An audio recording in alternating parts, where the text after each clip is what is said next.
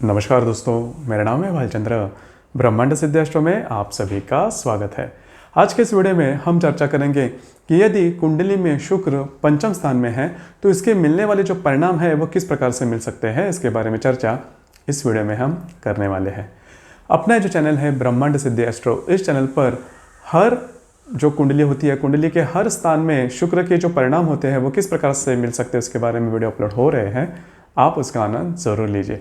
तो आज के इस वीडियो में हम चर्चा करेंगे कि यदि शुक्र किसी भी कुंडली में अगर पंचम स्थान में है तो उसके जो परिणाम है वो किस प्रकार से मिल सकते हैं। तो पंचम स्थान होता कहाँ पर है वो भी जान लेना ज़्यादा जरूरी है।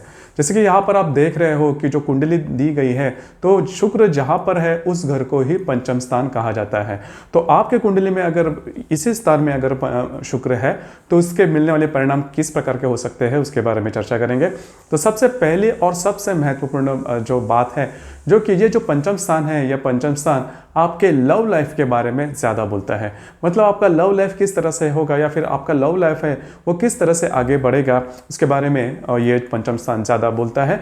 जैसे कि शुक्र है, जो आप सभी जानते भी होंगे कि जो शुक्र है वो लव लाइफ का ही कारक है। तो अगर आपके पंचम भाव में शुक्र है तो ये मान के चलिए कि आपके लव अफेयर होने की संभावना बहुत ही ज़्यादा बनती है। करीबन 100% भी बोला जाए तो भी यह चूक नहीं होगी, क्योंकि अगर पंचम भाव में किसी भी राशि में अगर शुक्र है तो वह आपको लव लाइफ में काफ़ी आगे बढ़ाता है। अब ये देखिए कि वो लव लाइफ जो है वो सक्सेसफुल होगी या नहीं, इसके लिए यह जो शुक्र है वही शुक्र शुभ है या अशुभ है, मतलब कौन सी राशि में है, कौन से नक्षत्र में है, या फिर कौन से शुभ या फिर अशुभ ग्रहों से ग्रस्त है, वो देखना ज़्यादा आवश्यक होता है। तो अगर ये जानकारी मिल जाए तो जो शुक्र है वो शुक्र आपकी जो लव लाइफ है किस तरह से आगे बढ़ाएगा इसके बारे में जानकारी मिल सकती है।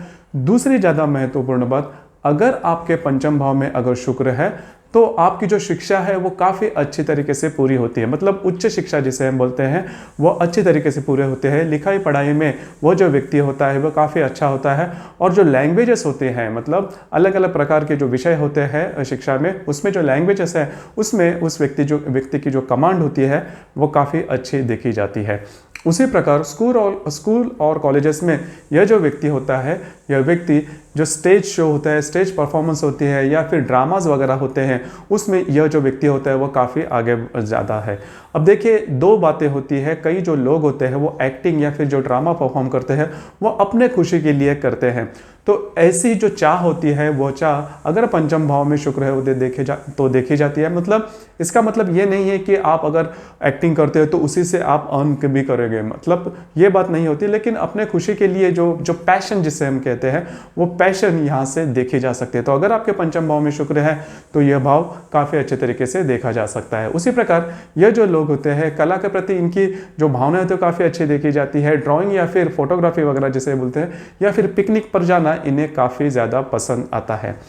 तीसरी ज़्यादा महत्वपूर्ण बात, यह जो लोग होते हैं वो थोड़ा सा आध्यात्मिक या फिर धार्मिक जो बात होती है उसमें इनका ज़्यादा आकर्षण तैयार होता है। मतलब भगवान पे के ऊपर विश्वास रखना या फिर आध्यात्मिक अट्रैक्शन वगैरह होना, ये जो बातें होती है ये बातें काफ़ी कम उम्र में ये लोग बोलना शुरू कर देते हैं। मतलब इनका जो अट्रैक्शन होता है भगवान के प्रति या फिर धार्मिक आध्यात्मिक बातों पर वो ज़्यादा देखा जाता है। उसी प्रकार अगर किसी कुंडली में पंचम भाव में अगर शुक्र है तो वह जो कुंडली है वो कुंडली जिसे हम स्टॉक मार्केट या फिर स्टॉक एक्सचेंज में यह जो कुंडली होती है या फिर ये जो व्यक्ति होते हैं वो काफ़ी आगे जाते हैं। मतलब शेयर्स खरीदना, शेयर्स बेचना या फिर उससे मुनाफा कमाना, ये बातें इनमें काफ़ी ज़्यादा देखी जाती है। मतलब ये लक फैक्टर होता है।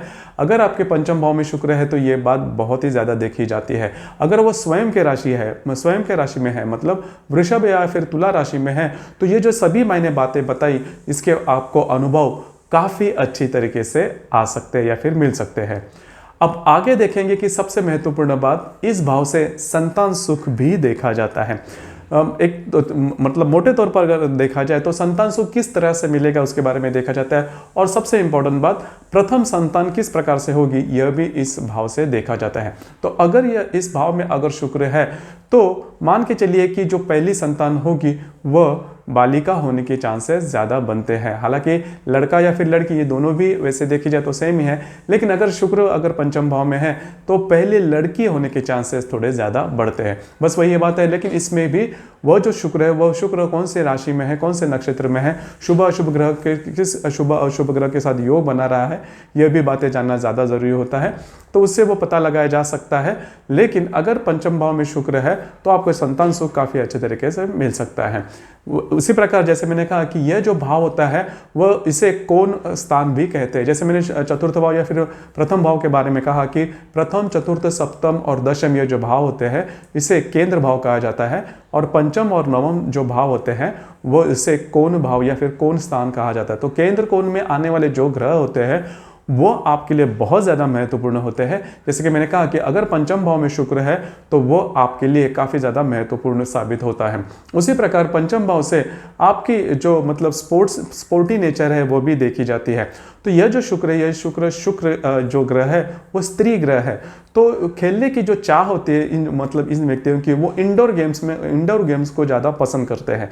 मतलब जो अंदर खेले जाते हैं जैसे कि कैरम है या फिर ताश है या फिर बैडमिंटन है, टेबल टेनिस है, इस प्रकार के जो गेम्स होते हैं जो कि इंडोर गेम्स हम कहते हैं, वो जो गेम्स होते हैं वो व्यक्ति इस प्रकार के गेम्स ज़्यादा पसंद करता है। तो दोस्तों ये था अगर पंचम भाव में शुक्र है तो उसके मिलने वाले परिणाम। अगर आपके कुंडली में या फिर आपके जो इर्द गिर्द लोग होंगे उनके कुंडली में अगर पंचम भाव में शुक्र है तो उनके जो परिणाम है वो किस प्रकार के हो सकते हैं या फिर उनका अनुभव क्या है, नीचे कमेंट बॉक्स में ज़रूर कमेंट करना। और अपना जो चैनल है ब्रह्मांड सिद्धि एस्ट्रो, इसे भी लाइक, शेयर और सब्सक्राइब ज़रूर करना। धन्यवाद।